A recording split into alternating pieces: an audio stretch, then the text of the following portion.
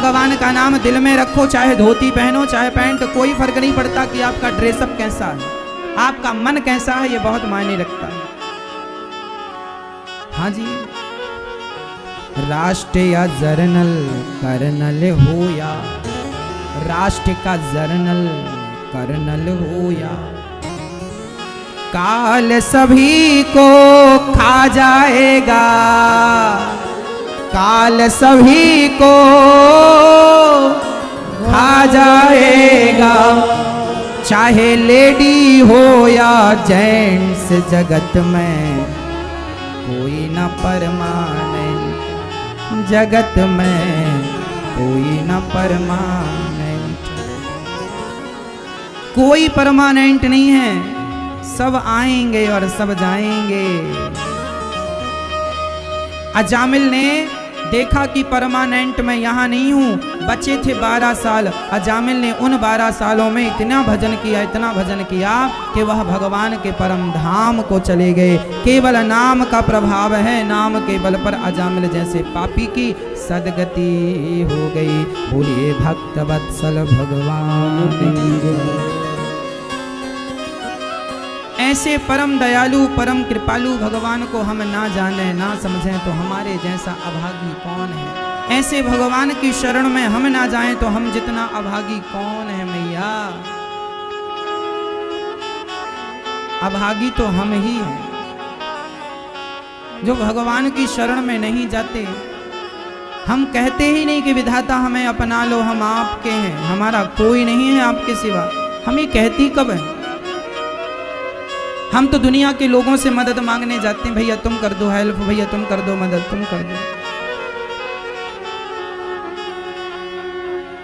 हम किसी से नहीं मांगते, हम आप लोगों से कह देते हैं कि आप अन्य क्षेत्र में मांग के लिए जो देना है आप देना, नहीं तो हम तो जो मांगना बिहारी जी से कह देते हैं, बिहारी जी आपका काम है, आप जानो, यहाँ इस चीज की जरूरत है, आप करो। भगवान स्वयं समझते हैं, करते हैं। संसार के लोगों से ना मांगा जाए, भगवान से ही मांगा जाए। भगवान से कहा जाए कि प्रभु, अच्छा मांगना भी ना पड़े, ये कहा जाए कि प्रभु मैं आपका हूं, मुझे स्वीकार करो। जब आप उनके हो जाएंगे तो आपका हर दुख उनका हो जाएगा, आपका हर सुख उनका हो जाएगा, फिर वो अपने आप देख लेंगे। वो तब तक हमें नहीं देखते जब तक हम आत्मसमर्पण नहीं करते।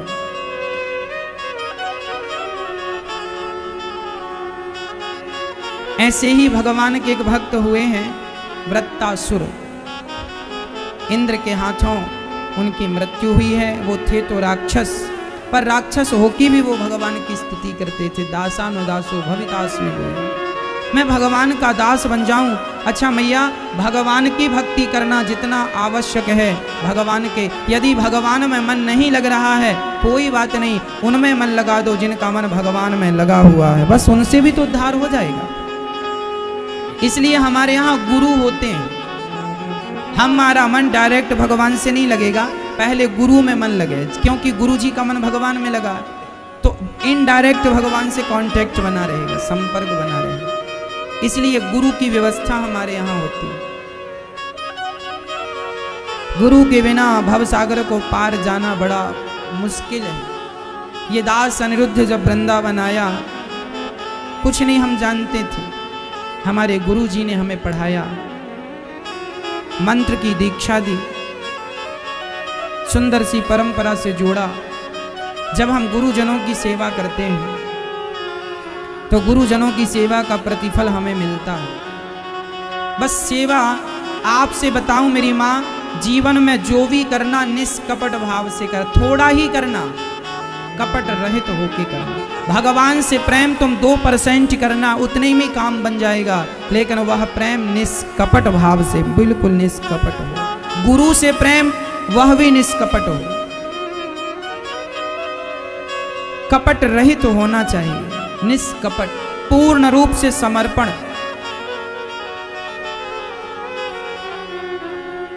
वृत्तासुर का उद्धार हुआ। एक बार भगवान प्रहलाद की रक्षा के लिए नरसिंह बन के आए।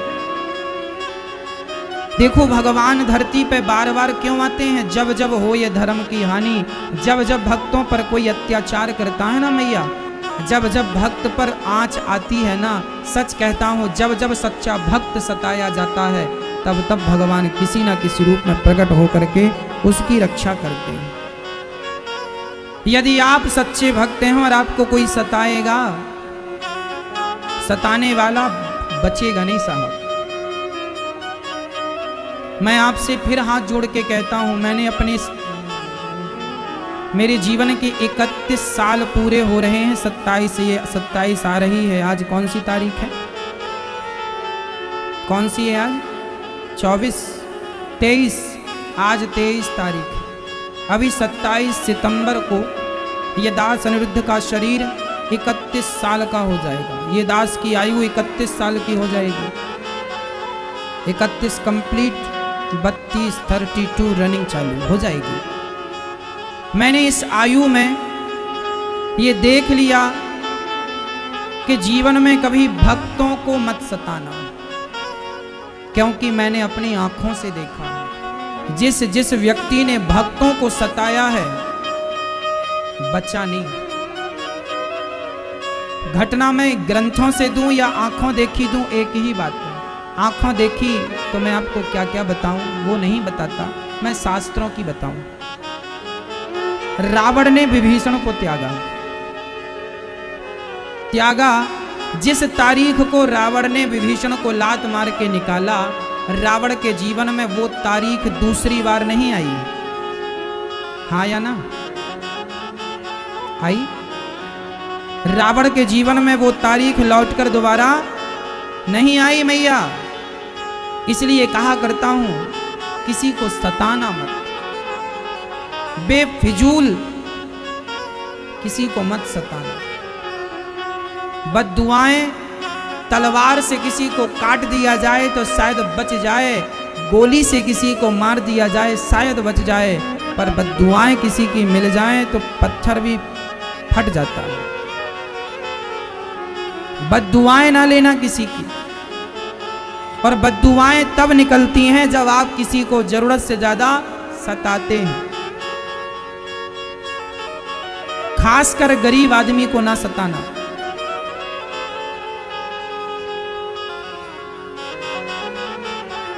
मत सताना।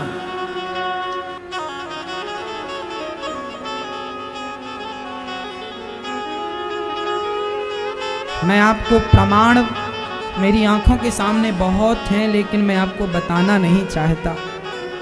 बहुत कुछ जीवन की घटनाएं हैं जो मैं आपसे शेयर करता हूं।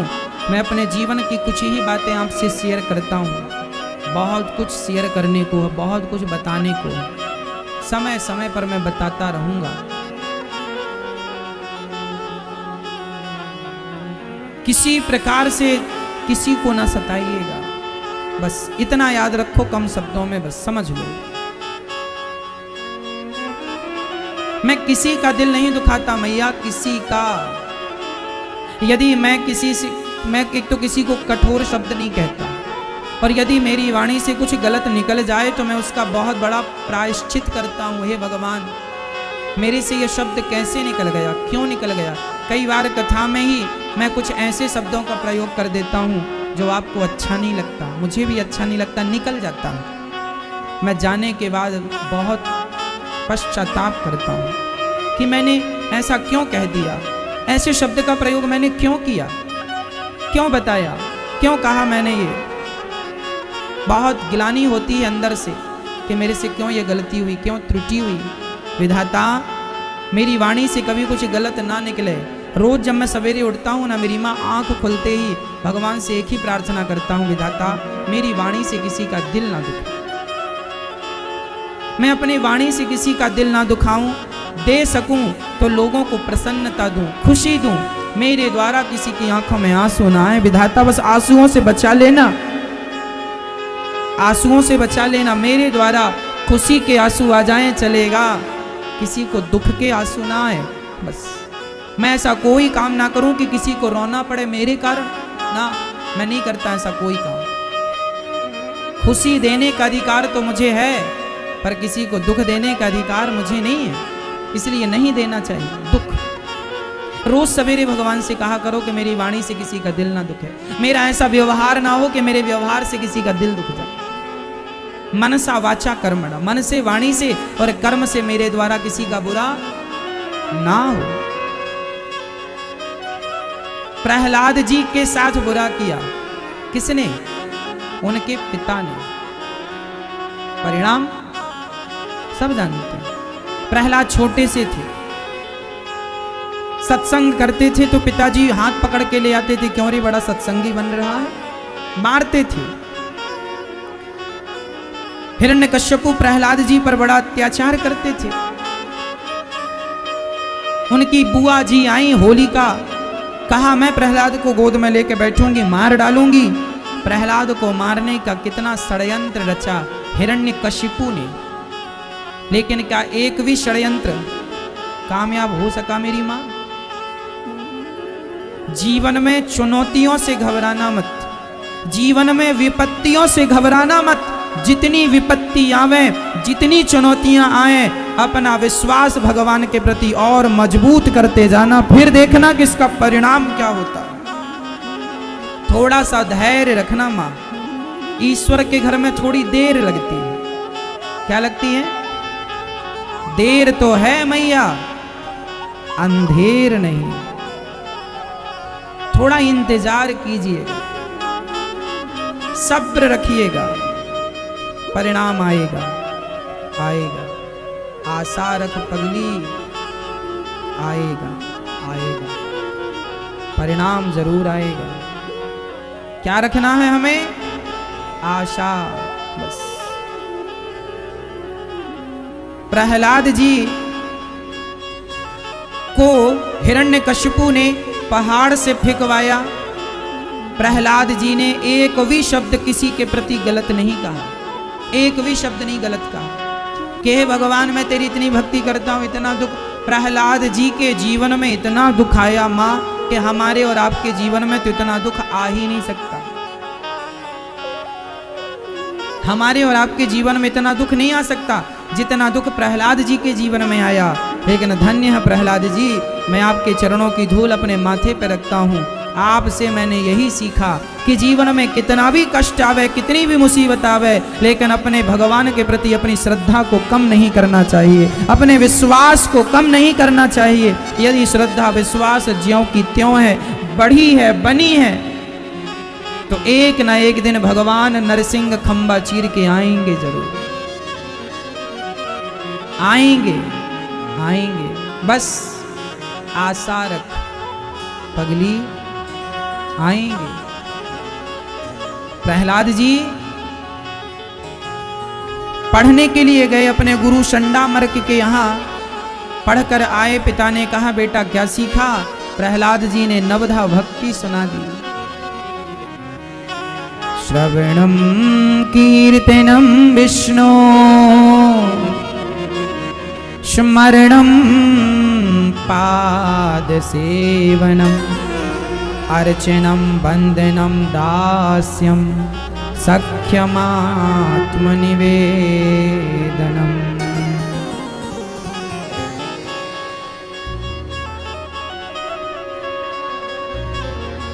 श्रवणम कीर्तनम, स्मरणम पाद सेवनम। प्रहलाद जी कहते हैं पिताजी मैंने सीखा है क्या? कथा सुननी सीखी, ये पहली भक्ति। पिताजी मैंने कीर्तन करना सीखा है, ये दूसरी भक्ति है। मैंने भगवान का स्मरण करना सीखा है पिताजी, ये तीसरी भक्ति है। अच्छा स्मरण क्या होता है बेटा? प्रहलाद जी ने कहा पिताजी जैसे एक स्त्री काम करती हुई अपने पति को याद करती है, जैसे एक माँ काम करती हुई अपने पुत्र को याद करती है, उसी प्रकार से काम करता हुआ भक्त अपने भगवान को याद करता रहे, यही स्मरण है। काम सारा करना है मैया, अकर्मण्य होके घर में ना बैठ जाना। काम बराबर करना है, पैसे बराबर कमाने हैं, फैक्ट्री मकान दुकान खूब चलाना है, सब कुछ करना है, परंतु भगवान का स्मरण बना रहे। क्या बना रहे? काम के समय भी भगवान को हम याद करते रहें, याद करते रहें, याद करते रहें। पाद सेवनम, चरण सेवा पिताजी, चरण सेवा करनी चाहिए। चरण दबाने से सामने वाले को बहुत सुख मिलता है। यदि मैं आपके पांव दबाऊंगा तो आपकी थकावट कम होगी। आपके रोम रोम से क्या निकलेगा? क्या निकलेगा?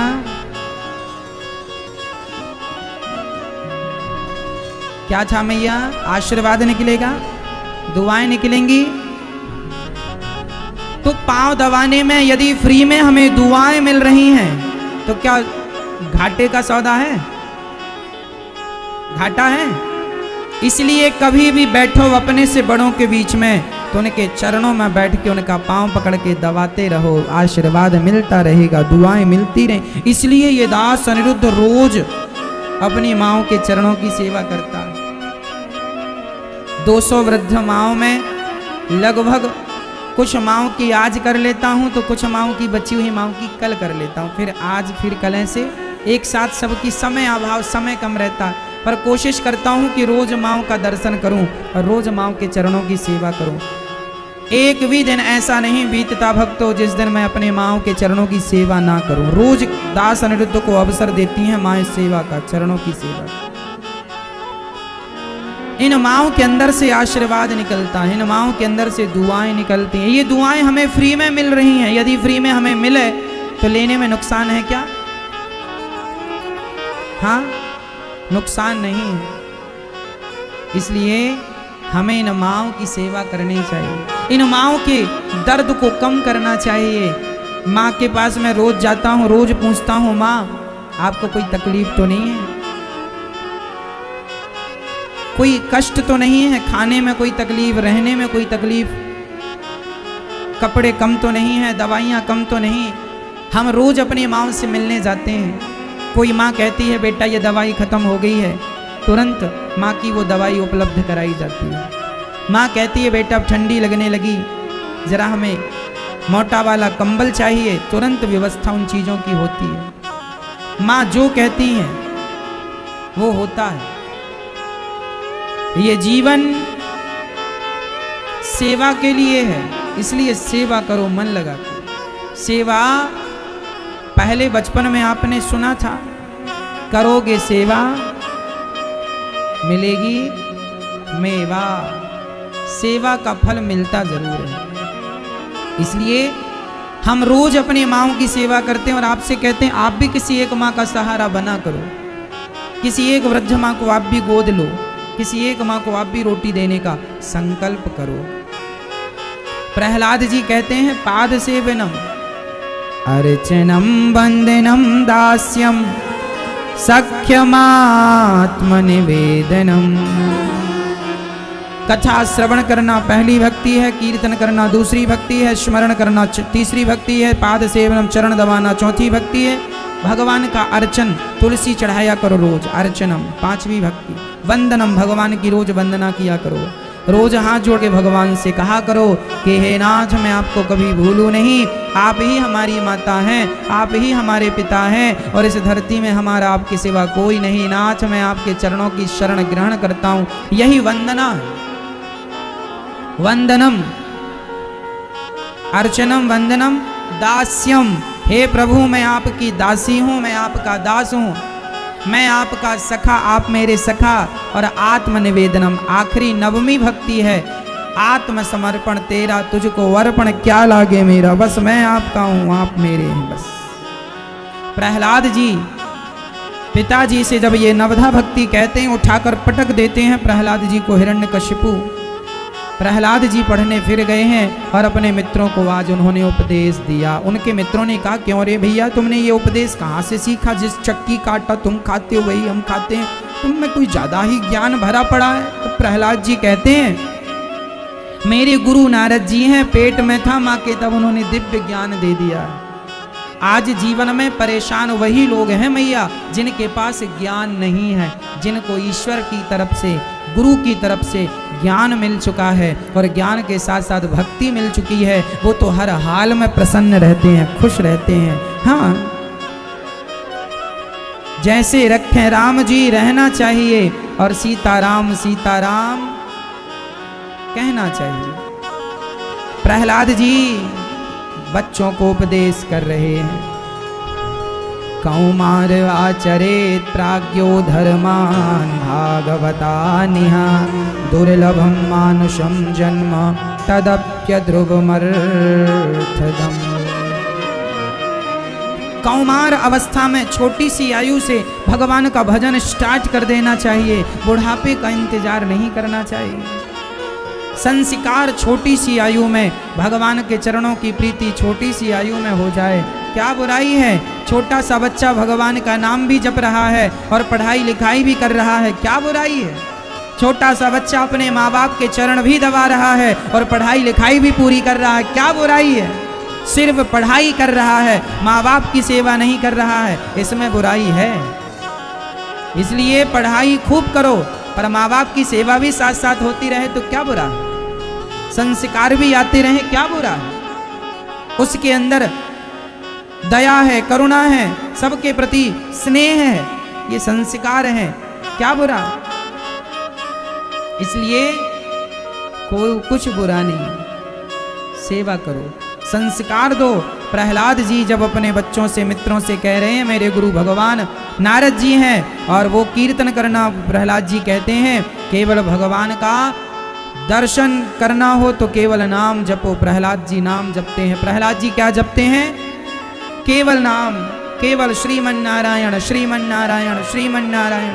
प्रहलाद जी क्या जपते हैं? केवल श्रीमन नारायण श्रीमन नारायण श्रीमन नारायण, केवल नाम। मैंने नहीं देखा कि भगवान का रूप कैसा है, रंग कैसा है, रूप रंग को मैंने नहीं देखा पर नाम को तो सुना है। जब नाम में श्रद्धा होगी, नाम में आस्था होगी और नाम जप में मन लगेगा तो एक न एक दिन रूप भी सामने आ ही जाएगा। नाम है तो रूप भी आएगा। हाँ, नाम जप सारी जिंदगी में आपको कितना नाम जप करना है मैया? जोर से बोलो, कितना? 100 करोड़। कितना नाम जपेंगे आप लोग मरने के पहले? 100 करोड़।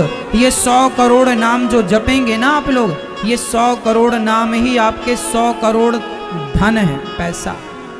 ये कागज की टुकड़ी तो आप सब मरने के पहले यहीं छोड़ जाओगे कि ले जाने का प्रोग्राम है? नहीं। वैसे कफन में जेब होता नहीं है, वैसे आप लोग चाहो तो दर्जी से लगवा सकते हो कि भाई जरा चोर जेब बना ही देख, अंदर की तरफ से रखता चलूंगा, रखती चलूंगी। कफन में जेब नहीं होता, ये कागज के टुकड़े यहीं रह जाते हैं। जो हम पुण्य करते हैं, राम नाम, कृष्ण नाम, नारायण नाम, 100 करोड़ नाम जो जप लेंगे शरीर से, यही यहाँ से जाने के बाद यही धन वहां काम आएगा। कितना है आपके पास? बोले 100 करोड़ नाम जप का धन है। पायो जी मैंने राम रतन धन पायो, पायो जी मैंने राम रतन।